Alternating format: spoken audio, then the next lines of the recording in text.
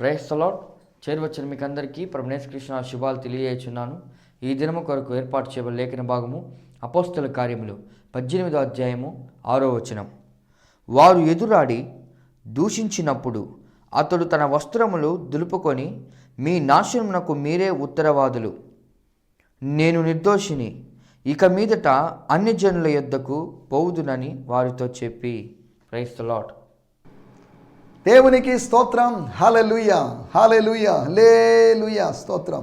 మన ప్రభువును ప్రియరక్షకుడైనటువంటి నజరేయుడైన యేసు క్రీస్తు దివ్యనామంలో శాంతి టీవీలో ప్రసారమవుతున్నటువంటి ఆయన హెచ్చవలసి ఉన్నది, హీ మస్ట్ ఇంక్రీజ్ అనేటువంటి అనుదిన కార్యక్రమ వీక్షకులైన మీ అందరికీ నా హృదయపు లోతులో నుంచి ఆత్మీయ బంధువులైన మీ అందరికీ ప్రత్యేకమైన వందనాలు తెలియజేస్తున్నాను.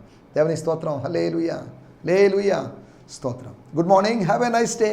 ప్రభు మిమ్మల్ని దీవించునుగాక. ప్రభు మిమ్మల్ని దీవించాడు, ఇంకనూ దీవిస్తాడు. దీవెన వెంబడి దీవెన, దీవెనల వర్షం మీ మీద కురుస్తుంది.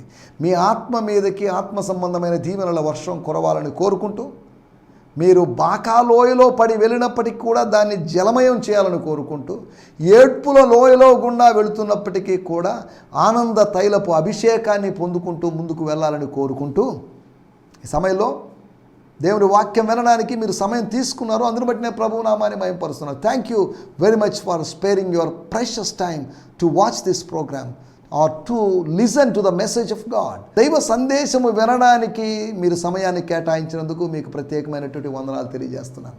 స్తోత్రం. రండి, ఈ సమయంలో మనం దేవుని వాక్యాన్ని ధ్యానించుకుందాం. దేవుని వాక్యము దేవునిది, దేవుని దాసుడు దేవునివాడు, దేవుని ఆత్మ దేవునిది, మీరు దేవుని వారు. కాబట్టి దేవుడు మీతో డీల్ చేస్తున్నాడు. దేవుడు మీతో సులభంగా జోక్యం చేసుకోగలడు, సులభంగా వ్యవహరించగలడు. కాబట్టి ఈ సమయంలో మనం దేవుని మాటలు విందాం. నిన్న మనం కొన్ని మాటలు ఆలోచించాం. నిన్న ఆలోచించిన మాటలు ఏంటంటే సాక్ష్యం ఇవ్వడం అనగా టెస్టిఫయింగ్, లేకపోతే విట్నెసింగ్. మీరు నాకు సాక్షులై ఉంటారు అని వాక్యంలో రాయబడింది. అనగా పరిశుద్ధ ఆత్ముడు మీ మీద కూర్చున్నప్పుడు వస్తాడు. ఆయన వచ్చేసాడు. అపోస్తల కార్యము 2వ అధ్యాయంలో పెంతెకోస్తు దినమున ఆయన వారి మీదకి వచ్చాడు.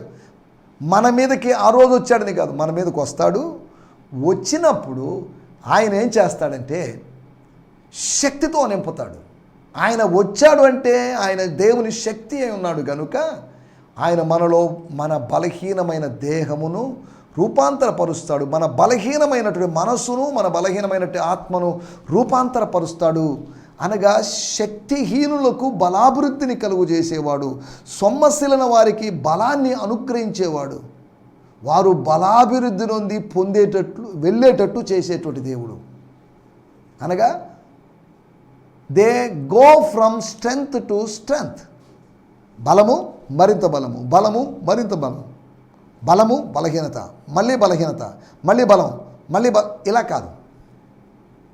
బలము వెంబడి బలము వెళ్ళడానికి, అనగా బలాభివృద్ధిని బలము అభివృద్ధి పొందడానికి, మహిమ నుండి అధిక మహిమకు, కృప నుండి అధిక కృపకు, బలము నుండి అధికమైన బలం, విశ్వాసము అంతకంతకు అభివృద్ధి చెందినట్లు.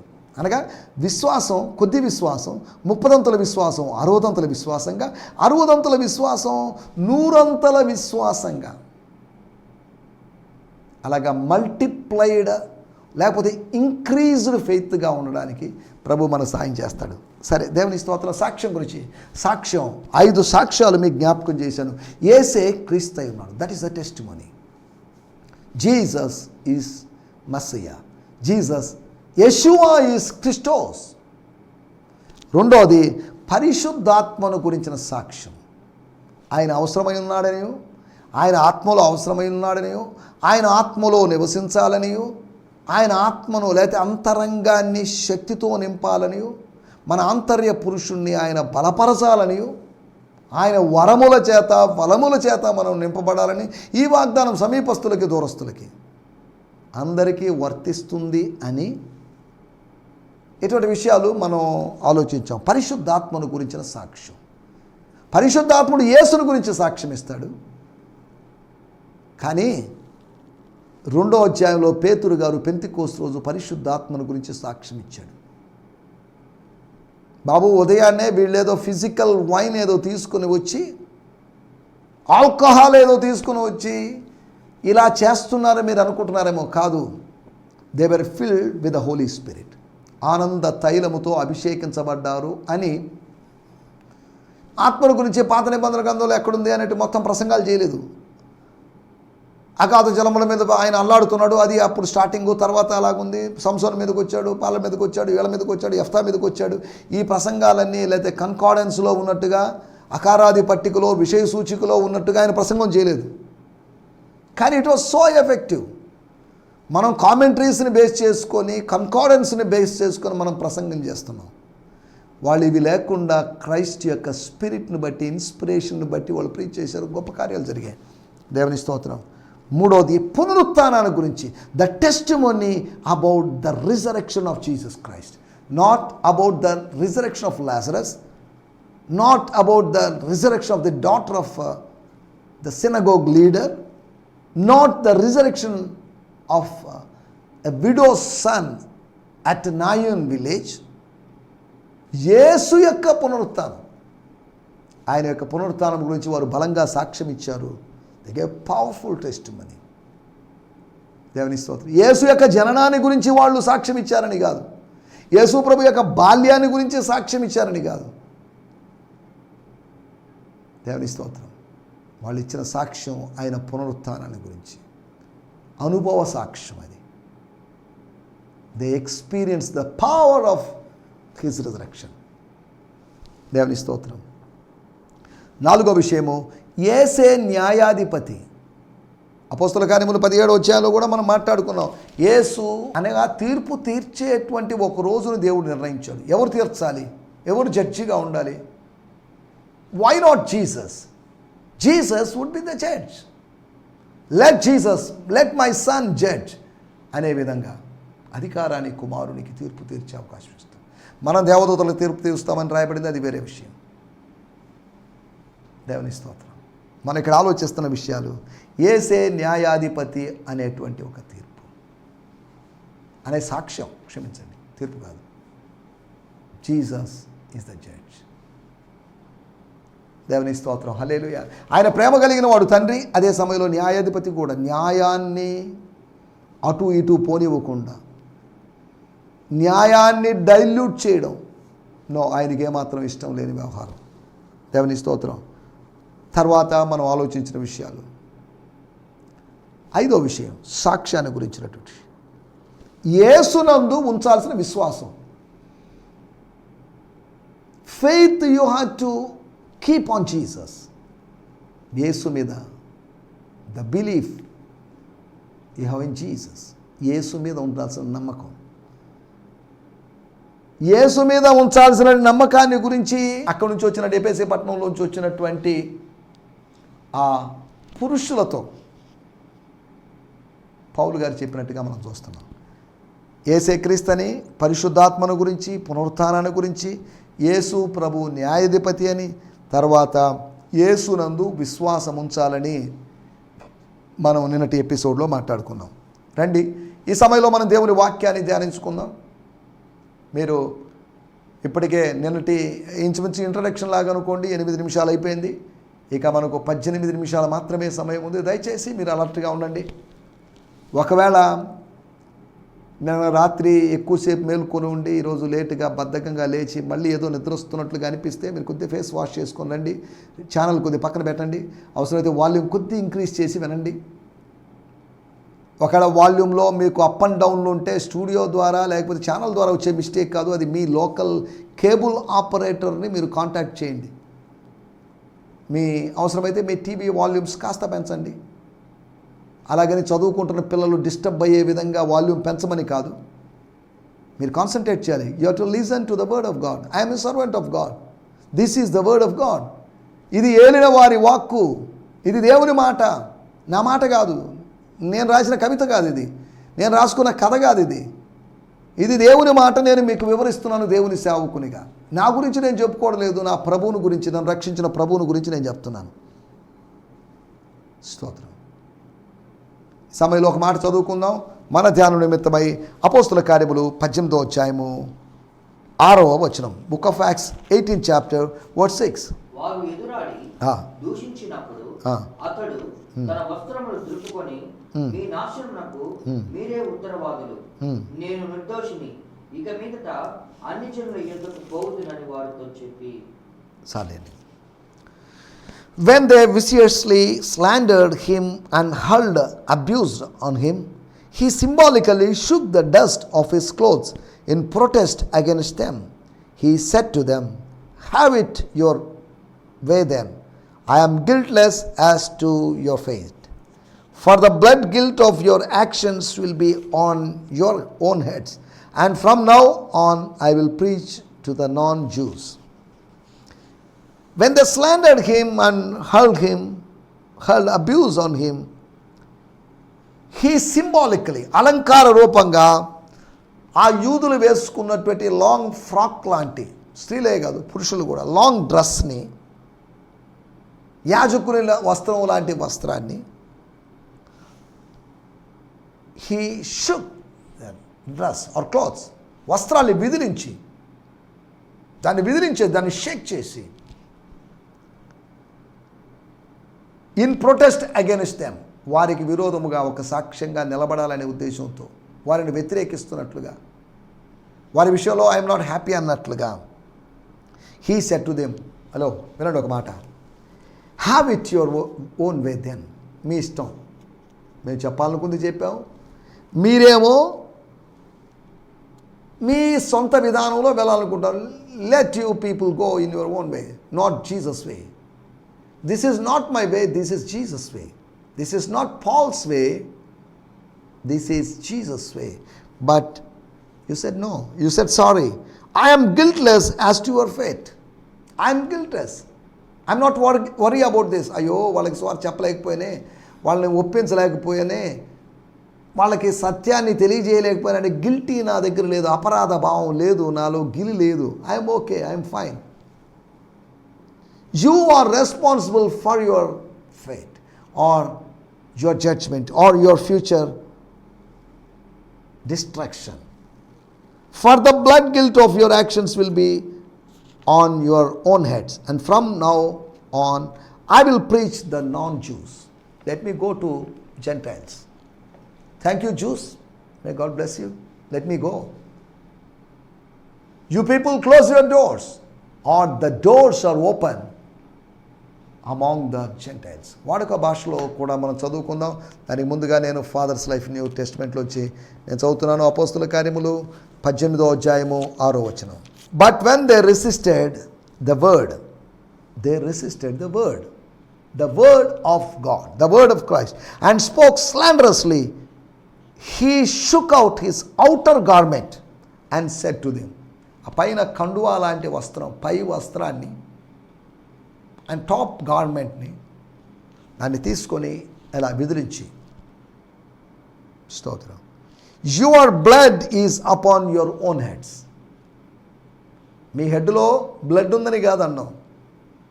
The blood of yours would be shedded or sprinkle. అనగా ఈ రక్తాపరాధానికి మీరే బాధ్యులు. You are accountable for these things. I'm innocent. నేను అమాయకుడు, నన్ను వదిలేసేయండి. Don't make me to involve in this event issue. From now on I will go to the Gentiles. Let me go to the Gentiles. It seems to B God is sending me there. Bye అని ఆత్మీయులు అనబడిన వాళ్ళకి వీడ్కోలు పలికి అన్యజనుల దగ్గరికి వెళ్ళడానికి పౌలు గారికి దొరికిన ఒక సందర్భం. I'm going. మీరు చేయడం బాలేదు. I'm offended by all these things. చదువుదాం వాడుక భాషలో 18వ అధ్యాయము 6వ వచనం. యూదులు ఎదురు తిరిగి అతన్ని దూషించారు. పౌలు తన నిరసనను వ్యక్తం చేశాడు. తన వస్త్రాల్ని దులిపి, తను వేసుకున్న వస్త్రాన్ని దులిపి, మీరు పొందనున్నటువంటి దేవుని శిక్షకి, దేవుని ఉగ్రతకు మీరే బాధ్యులు. నేను పాత్రుడిని కాదండి. That's your responsibility. రేపు పౌలు ఏం చెప్పలేదు, ఇంకెవరు ఏం చెప్పలేదు అంటారేమో. నేను చెప్పాలని ప్రయత్నం చేశాను, నా వంతు నేను ప్రయత్నం చేశాను. You blocked it. ఇక మీదట నేను యూదులు కాని వాళ్ళ దగ్గరికి వెళ్తాను అని అన్నాడు. ఇక మీకు నమస్కారం, యూదులారా మీకు నమస్కారం. నేను ఒక యూదుణ్ణి అనే సంగతి, నేను పూర్వపు యూదుణ్ణి, నేను ఫార్మర్ జ్యూ అనే సంగతి, నేను మాజీ యూదుణ్ణి అనే సంగతి కూడా మర్చిపోయి నాతో ఇలా బిహేవ్ చేశారు. నో ప్రాబ్లం, నాతో ఎలా బిహేవ్ చేసినా పర్లేదు. నేను తీసుకొచ్చిన వాక్యాన్ని మీరు విసర్జించి లేకపోతే వాక్యాన్ని వ్యతిరేకించారు. That's why I was offended. Sorry, no problem. మీకు కాకపోతే ఇంకొకరికండి. ఒకవేళ విత్తనము త్రోవ పక్క పడిందనుకోండి, నో ప్రాబ్లం. ఒకవేళ విత్తనము రాతి నేల మీద పడినా నో ప్రాబ్లం. విత్తనము ముళ్ళ పొదలో పడినా నో ప్రాబ్లం. కానీ కొన్ని విత్తనాలు మంచి నేల లాంటి హృదయాలు కొన్ని బయట ఉన్నాయి అన్ని జనుల దగ్గరికి. మీ హృదయాలు ఎలాగున్నాయంటే త్రోవ పక్క పడిన విత్తనాలు, త్రోవ పక్కనటువంటి లేకపోతే పొలము పక్కన ఉన్నటువంటి విత్తబడాల్సిన చోట చల్లబడాల్సిన చోట చల్లబడిన విధంగా ఉన్నటి విత్తనం లాగా ఉన్నారు. అట్టి హృదయం కలిగి ఉన్నారు మీరు. రేపు దాన్ని కోసుకునేవాడు 30 గాను 60 100 వచ్చిన బయట కోసుకుంటాడు. అది మొలకెత్తడానికి ముందుగానే పక్షుల చేత మింగివేయబడుతున్నాయి. మీ హార్ట్స్ ఎలా ఉన్నాయంటే రాతి నేలలాగా ఉన్నాయి. అక్కడ ఎంత విత్తినా వేస్టే. మన్ను లేనందున, లోతు లేనందున, అది హార్డ్ సాయిల్ కాబట్టి, కఠినమైనటువంటి నేల కనుక, తవ్వబడలేని నేల కనుక విత్తనము మొలకెత్తినాగా మొలక మన్ను లేకపోవడం వల్ల, అది ఎదిగేటువంటి అట్మాస్ఫియర్ లేనందువల్ల అది డ్రై అయిపోతుంది. అది 30 కానీ లేదా అసలు ఇచ్చే 30 కూడా ఇవ్వలేదు. తర్వాత ముళ్ళ పొదలో పడినటువంటి విత్తనాలు హోప్ ఇచ్చాయి, కొద్ది ఆశ ఇచ్చాయి. పర్లేదు, బాగా ఎదుగుతున్నాయి, బాగా పచ్చగా ఉన్నాయండి, బాగా పై దాకా వచ్చాయి. కానీ దేవర్ చోక్డ్. అవి అణిచివేయబడ్డాయి ముళ్ళ చేత. పొడుచుకొచ్చేటువంటి ముళ్ళు, గాయపరిచేటువంటి ముళ్ళ చేత. కొంతమంది ముళ్ళ చేత అణిచివేయబడుతున్నారు. కొంతమంది కొన్ని పరిస్థితులను బట్టి అణిచివేయబడుతున్నారు. They were crushed or choked by few circumstances. Financial problems అనేటువంటి పరిస్థితుల ద్వారా, థోన్స్ ద్వారా పిక్ అవుతున్నారు. దేవుని స్తోత్రం. 4వ soil, the hearts of the Gentiles are like that. మీ దగ్గర నో హార్వెస్ట్. 3 రకాల నేలలు కలిగిన మీరు, 3 రకాల నేల లాంటి హృదయాలు కలిగిన మీరు, no harvest from you. I don't want to expect any harvest from you, but Gentiles are ready to give harvest. సరే, దేవుని స్తోత్రం, హల్లెలూయా. మన టైటిల్ ఉత్తరవాదులు. ఉత్తరవాదులు అంటే ఉత్తర ధ్రువము, ఉత్తర దిక్కును గురించో, ఉత్తరం దక్షిణం దాని గురించి మాట్లాడడం లేదు. ఉత్తరవాదులు అనగా యు ఆర్ రెస్పాన్సిబుల్. దేవుని స్తోత్రం, హల్లెలూయా. యేసు అనేటువంటి ఉత్తరవాది మనకున్నాడు, అడ్వకేట్ ఉన్నాడు, అది వేరు. యేసును ఎవరు ఉత్తరవాది చేశారంటే తండ్రి అని దేవుడు. కానీ వీళ్ళే ఉత్తరవాదులుగా మారారు. దేనికి? మీ నాశనమునకు మీరే. మీకు నాశనం రాబోతుంది. భక్తిహీనుల మీదకి దేవుని ఉగ్రత రాబోతుందని రోమాపత్రిక 1వ అధ్యాయం అయిపోయింది. నాశనము మీకోసం కాచుకొని ఉంది. నరకం మీకోసం రెడీగా ఉంది. పాతాళం మీకోసం రెడీగా ఉంది. మండుచున్నటువంటి అగ్నిగుండం మీకోసం సిద్ధంగా ఉంది. నాశనమునకు మీరు ఉత్తరవాదులు. స్తోత్రం. నాశనానికి, నా నాశనానికి నేనే కారణం. నా నాశనానికి ఇతరులు కాదు కారణం. పలాని వ్యక్తి వలన, పలాని స్త్రీ వలన, పలాని పురుషుని వలన కాదు, పలాని సంస్థ వలన కాదు, పలాని సంఘం వలన కాదు, పలాని పాస్టర్ వలన కాదు. మీ నాశనమునకు మీరే ఉత్తరవాదులు. మీ అభివృద్ధికి మీరే ఉత్తరవాదులు. మీ నాశనానికి మీరే ఉత్తరవాదులు. మీ నాశనానికి ఉత్తరవాదులు మీరే అంటున్నప్పుడు సాతాను పాత్ర లేదా? ఉంది. మీరు మీ అభివృద్ధికి మీరే ఉత్తరవాదులు అన్నప్పుడు అందులో దేవుని పాత్ర లేదా? ఉంది. ఒక దాంట్లో దేవుని పాత్ర, నాశనములో అపవాది పాత్ర, నిత్య జీవులో నాశనము కాకుండా ఉండడములో దేవుని పాత్ర ఉంది. మీ నాశనమునకు యూదులారా, కొరింథీలోని యూదులారా, మీ నాశనానికి మీరే ఉత్తరవాదులు. ఫలానోళ్ళ వలన. ఆదాముని అడిగితే అవ్వ మీద చెప్పాడు, అవ్వని అడిగితే సర్పం మీద చెప్పింది. ప్రభువు ఇంకా దేవుడు సర్పాన్ని అడగలేదు. ఈ రోజుల్లో కూడా మానవుడు అలాగే, నేను కాదండి, వాళ్ళు మనల్ని మనమే నాశనం చేసుకుంటున్నాం. ఏనుగు తన మీద తానే దుమ్మెత్తి పోసుకుంటున్నట్లుగా. చూడండి, మనం అలా పడుకొని పైకి ఊసాము, అది మన మీదే పడుతుంది. కొంతమంది వాళ్ళను వాళ్ళే నాశనం చేసుకుంటున్నారు. They were destroying themselves.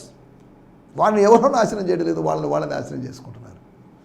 దీని గురించి ఉత్తరవాదులు అనే దాని గురించి ఎవరు వాళ్ళ నాశనానికి వాళ్ళు కారణం. ఒకటి, దూషించువారు. ఇక్కడ రాయబడింది, వారు ఎదురాడి అపోజ్ చేసి, విందాం ఫైనల్గా ఏదైనా అడుగుదాం, అతను ఏమైనా ఎక్స్ప్లెనేషన్ ఇస్తాడేమో. ఎదురాడి, ఎదుర్కొని, సవాళ్ళు విసిరి, అడ్డాలు చెప్పి, అడ్డాలు కొట్టి, దూషించినప్పుడు ఎదురాడచ్చు, క్రిటిసైజ్ చేయొచ్చు, విమర్శించవచ్చు. కానీ ఏం జరిగింది? దూషించినప్పుడు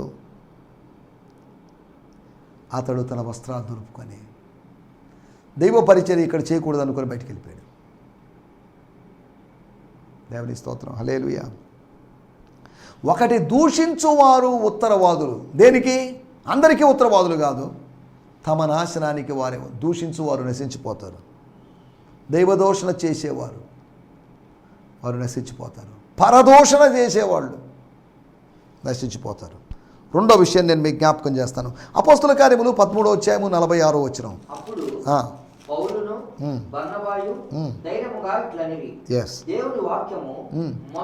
దేవుని వాక్యం మొదట ఫస్ట్ మీకు చెప్పుట అవసరమైంది. That's important. It's a time to preach gospel to you.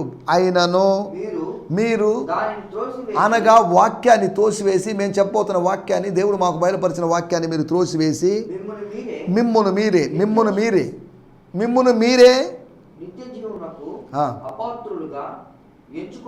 అంటే దాని అర్థం మిమ్మును మీరే నిత్య నాశనానికి పాత్రులుగా ఎంచుకొనుచున్నారు. అక్కడ రాయబడింది, మిమ్మును మీరే నిత్య జీవానికి, ఎటర్నల్ లైఫ్కి, నిత్యమైన లోకానికి, మహిమ లోకానికి, శాశ్వత లోకానికి అపాత్రులు, అన్వర్దీగా ఎంచుకొనుచున్నారు. మిమ్మును మీరే, అది గమనించాల్సిన విషయం. వారికి వారే, నాకు నేనే, నా నాశనానికి నేనే కారణం. మిమ్మును మీరే నిత్య జీవమునకు అపాత్రులుగా ఎంచుకొనుచున్నారు గనుక ఇదిగో మేము అన్ని జనుల ఎద్దుకు వెళ్ళుచున్నాం. కారణం ఏంటి? దేవుని వాక్యము త్రోసివేసిన వాడు చంపబడ్డం లేదు, వాడు ఆత్మహత్య చేసుకుంటున్నట్టుగా ఉన్నాడు. నేను వెళ్తున్నాను, నన్ను ఎవరో చంపారు, ఎవరో కారణాలు తెలియదు, ఎంక్వైరీ చేసినా తర్వాత తెలుస్తుంది. కానీ నేనే డిప్రెషన్కి గురైపోయి నేనే ఆత్మహత్య చేసుకున్నాను అనుకోండి, ఒకళ్ళ ఒక చీటీ స్లిప్ రాసి నా ఆత్మహత్యకు, నా హత్యకు కారణం, లేకపోతే నా మరణానికి కారణం ఎవరు కాదు, ఎవరు బాధ్యులు కాదు అని రాసేసాను. No one is responsible for my death. వారి నాశనమునకు వారే కారకులుగా ఉన్నారు. దేవుని వాక్యము త్రోసివేసేవాళ్ళు, దూషించేవారు వాళ్ళ నాశనానికి వాళ్ళే కారకులు.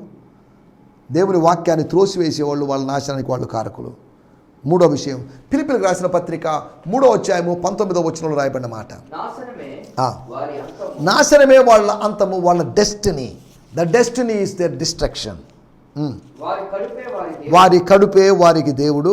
వారు తాము సిగ్గుపడవలసిన సంగతుల యందు అతిశయపడుచున్నారు, భూ సంబంధమైన వాటి యందే మనసు ఉంచుచున్నారు. స్తోత్రం. ఎవరంటాళ్ళు? వీళ్ళ పరిస్థితి ఏంటంట? వారి కడుపే వారికి దేవుడు. వారికి ఒక కొత్త దేవుడు, కడుపు దేవుడు, ఉదర దేవుడు, వరుణ దేవుడు లాగా ఉదర దేవుడు. వాళ్ళ కడుపు నింపుకుంటాడు, కడుపుని సాటిస్ఫై చేసుకుంటున్నారు, గ్రాటిఫై చేసుకుంటున్నారు వాళ్ళ ఫ్లెష్లీ డిజైర్స్ని. నాశనమే వారి అంతం, వాళ్లకు వాళ్ళే నాశనం తెచ్చు. వారు భూ సంబంధమైన వాటి మీద మనసుంటారు. అనగా వాళ్ళు పైనుండి శక్తిని పొందిన వాళ్ళు కాదు, పైనుండి లేపబడిన వారు కాదు, పైనున్న వాటిని వెదికేవట్టు వాళ్ళు కాదు. మీరు క్రీస్తు యేసుతో కూడా లేపబడినట్లయితే పైనున్న వాటిని వెతుకుతారు. మీ మనస్సులు భూ సంబంధమైన వాటి మీద ఉన్నాయంటే ఒక ఆత్మ సంబంధమైన పునరుత్థానపు అనుభవం మీలో జరగలేదు అన్నట్టుగా పౌలు కొలస్సే సంఘాన్ని ఉద్దేశించి చెప్పాడు. దేవుని స్తోత్రం, హల్లెలూయా. అనగా మనం ఆలోచిస్తున్న విషయం, వారి కడుపే వారికి దేవుడు అంట, వారి బాహుబలమే వారికి దేవత అని హబక్కూకు గ్రంథం 1వ అధ్యాయంలో రాయబడింది. కడుపు దేవుడు కాదు, దేవుడు కడుపు నింపుతాడు కానీ కడుపే దేవుడు కాదు. ఇంకా తినడమే పని, తినడమే ఆలోచన. ఇక భౌతికమైన ఇంకెంత సంపాదించుకున్నా దోచుకోవడమే, లేకపోతే తినడమే. ఎంత విచారకరమైన విషయం ఇది. దేవుని స్తోత్రం. మనం ఆలోచిస్తున్నట్టు విషయం. మూడో విషయము, దేహ సంబంధులు, దేహమును ఆశ్రయించేవాటి వాళ్ళు, దేహం మీద ఆధారపడేవాళ్ళు, దేహమే దేవుడని భావించేవాళ్ళు, దేహ సంబంధులైన వారికి, వారి నాశనానికి వారే ఉత్తరవాదులు. దూషించేవారు, దేవుని వాక్యం త్రోసివేసేవాళ్ళు, దేహ సంబంధులు, వారు ఖచ్చితంగా దేవుని యొక్క ఉగ్రతకు, నాశనానికి పాత్రులవుతారు. నాలుగో విషయం నేను మీకు జ్ఞాపకం చేస్తాను. 2 పేతురు పత్రిక 3వ అధ్యాయము 16వ వచనం. వీటిని గూర్చి తన పత్రికలన్నిటిలోనూ ఎస్ అయితే అనగా మన సహోదరుడైన పౌలు గారు బోధిస్తున్నాడు తన పత్రికల్లో, తన 14 పత్రికల్లో ఆయన బోధిస్తున్నాడు, లేదా 13 పత్రికల్లో బోధిస్తున్నాడు అని చెప్పేసి ఆయన ఏం చెప్తున్నాడు చూద్దాం. కొన్ని సంగతులు గ్రహించుటకు కష్టం అండి, డిఫికల్ట్, దే ఆర్ మిస్టరీస్. వీటిని విద్యావిహీనులు, విద్యలో హీనత్వం కలిగిన వాళ్ళు, తక్కువ విద్య కలిగిన వాళ్ళు, లేదా విద్య లేని వాళ్ళు, పామరులైన వాళ్ళు, అస్థిరులైన వారును తక్కిన లేఖనములను చేసినట్లు తమ స్వకీయ నాశనమునకు అపార్థము చేదురు. అపార్థం చేసుకుంటున్నారు. అర్థం చేసుకుంటే నిత్య జీవం, అర్థం చేసుకోకపోతే నిత్య నాశనం. తమ స్వకీయ సొంత నాశనం. ఎప్పుడంట? అపార్థం చేసుకుంటే. తమ స్వకీయ నాశనము కోసం లేఖనాలని అపార్థం చేసుకుంటున్నారు. దైవ లేఖనాలని అపార్థం చేసుకునేవాడు స్వనాశనం కలుగు చేసుకుంటాడు. వాడిని ఎవరు చంపలేదు, వాడే చంపుకుంటున్నాడు. మిథ్యానీయులు కన్ఫ్యూజన్ అయిపోయి వాళ్ళే పొడుచుకున్నారు.